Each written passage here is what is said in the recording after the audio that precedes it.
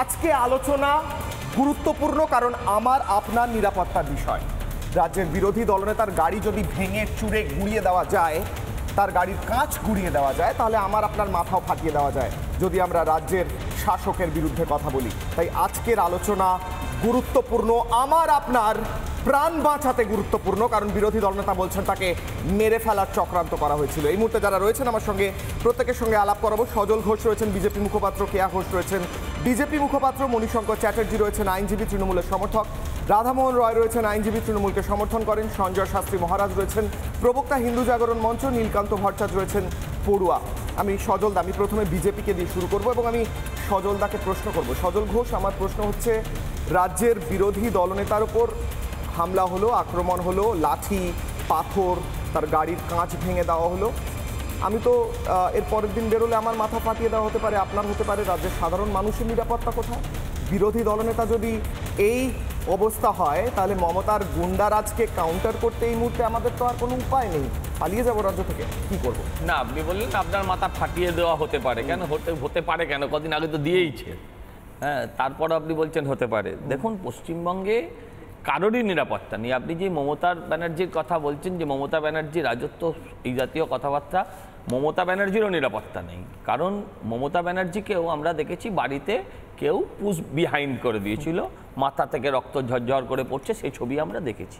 পশ্চিমবঙ্গে বাংলার কোনো মানুষের নিরাপত্তা নেই। আসলে তৃণমূলের পরিকল্পনা ছিল যে উদ্দেশ্য প্রণোদিতভাবে আমি হামলা চালাবো এবং সিআরপিএফ যারা শুভেন্দুবাবুর নিরাপত্তায় নিয়োজিত আছেন, জেড প্লাস একজন মানুষ, তার প্রোটেক্টিকে বাঁচাতে তারা ওখানে গুলি ছুঁড়বে এবং গুলি ছুঁড়লে আরেকটা শীতলকুচি হবে।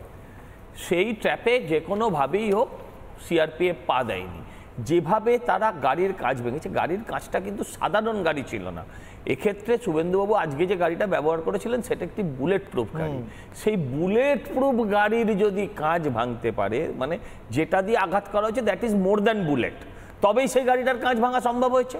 এই যদি ঘটনা হয়, তাহলে সাধারণ গাড়িতে যদি উনি আজকে যেতেন, তাহলে তিনি নিশ্চয়ই আজকে প্রাণে মারা যেতেন।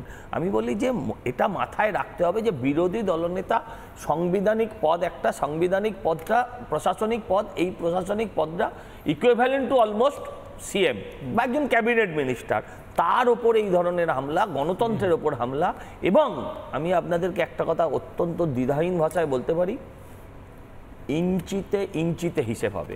মমতা ব্যানার্জি যেভাবে এসআইআরের ক্ষেত্রে এবং বিরোধীদের ক্ষেত্রে যেভাবে সারা বাংলায় একটা অস্থির পরিস্থিতি তৈরি করছেন, সারা বাংলায় যেভাবে ভাষার নিরিখে, কোথাও ধর্মের নিরিখে একটা অস্থির পরিস্থিতি তৈরি করছেন, তার ফলে একটা সাংবিধানিক ক্রাইসিস হবে। এবং তারপর যদি প্রেসিডেন্সিয়াল রুলে ভোট হয়, তাহলে কিন্তু অবাক হওয়ার কিছু নেই।